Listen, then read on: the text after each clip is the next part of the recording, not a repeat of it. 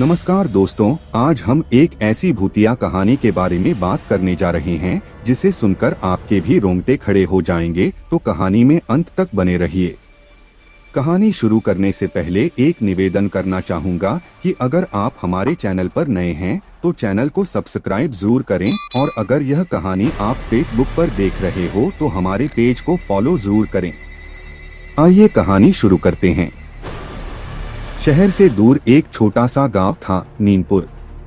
गांव की आबादी कम थी और रात होते ही सन्नाटा पसर जाता।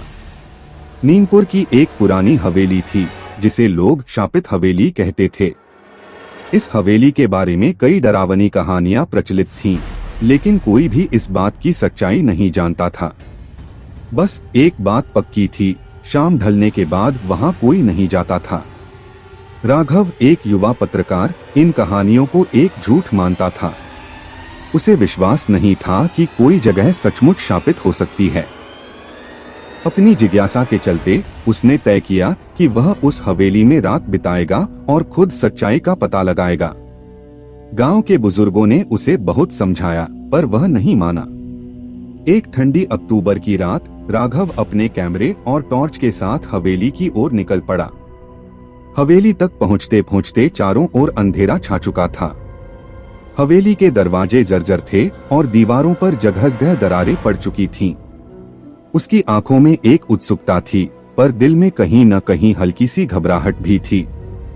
दरवाजा खोलते ही एक भारी सन्नाटा टूटने की आवाज हुई। अंदर घुसते ही एक अजीब सी ठंडक ने उसका स्वागत किया। हवेली के अंदर बहुत पुरानी चीजें रखी थीं, फर्नीचर धूल से ढका हुआ था और दीवारों पर जाले थे। वह धीरे धीरे अंदर की ओर बढ़ने लगा। अचानक उसे सीढ़ियों के पास एक हल्की सी सरसराहट सुनाई दी। उसने टॉर्च जलाकर देखा, पर वहां कुछ नहीं था। उसने इसे अपनी मानसिकता का खेल समझा और आगे बढ़ गया। राघव ने पहली मंजिल पर पहुंचकर एक बड़े से कमरे में कदम रखा। कमरे की दीवारें पीली पड़ चुकी थीं और फर्श पर लकड़ी की चिरचिराहट थी। उसने सोचा कि यहीं कुछ देर बैठकर विश्राम कर ले। जैसे ही वह कुर्सी पर बैठा, अचानक कमरे के कोने से एक धीमी हंसी सुनाई दी। हंसी इतनी धीमी थी कि वह पहले समझ नहीं पाया कि यह सच में है या उसकी कल्पना। कौन है वहां? राघव ने आवाज लगाई, लेकिन कोई जवाब नहीं आया। अब उसे थोड़ा डर लगने लगा था। उसने टॉर्च उठाई और कमरे के चारों ओर घुमाई। अचानक उसकी टॉर्च की रोशनी कमरे के एक कोने में रुक गई। वहां एक साया खड़ा था, काले कपड़े पहने, सिर झुका हुआ, और एक अजीब सी ऊर्जा महसूस हो रही थी। राघव की सांसें तेज हो गईं। उसने फौरन कमरे से बाहर भागने की कोशिश की, लेकिन जैसे ही वह दरवाजे की तरफ बढ़ा, दरवाजा जोर से बंद हो गया। उसने दरवाजे को जोर से खींचा, लेकिन वह हिल भी नहीं रहा था। अब उसे समझ आ चुका था कि वह किसी भयंकर मुसीबत में फंस चुका है। पीछे से अचानक एक ठंडी सांस उसके गले के पास महसूस हुई। तुम यहाँ क्यों आए हो? एक भारी डरावनी आवाज ने उसकी रूह कंपा दी। उसने पीछे मुड़कर देखा तो वही काला साया अब उसके सामने था। उसकी आंखें जलती हुई लग रही थीं, और उसकी उपस्थिति ने हवेली के अंदर की हवा को और भी भारी बना दिया था। मुझे माफ कर दो, मैं यहाँ सिर्फ जानने आया था, राघव ने कांपते हुए कहा। साये ने कोई जवाब नहीं दिया। वह धीरे धीरे राघव की ओर बढ़ने लगा। राघव ने घबराकर अपने कैमरे को निकाला और उस साये की तस्वीर खींचने की कोशिश की, लेकिन कैमरे की फ्लैश एक अजीब सी चीख के साथ बंद हो गई। अब राघव की हालत और खराब हो गई थी।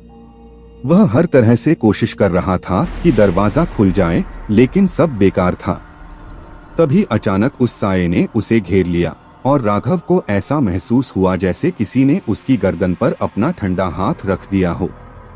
उसके शरीर में एक ठंडक सी फैलने लगी। उसकी आंखों के सामने अंधेरा छाने लगा और वह जमीन पर गिर पड़ा। सुबह के समय जब गांव वाले राघव को ढूंढते हुए हवेली तक पहुंचे तो उन्होंने उसे बेहोश पाया। उसकी हालत बहुत खराब थी। उसकी आंखों में गहरी डरावनी छाया थी और होठों पर खामोशी की मुहर। जब उसे होश आया तो उसने बस एक ही बात कही, वह अब भी वहाँ है, वह अब भी मुझे देख रहा है।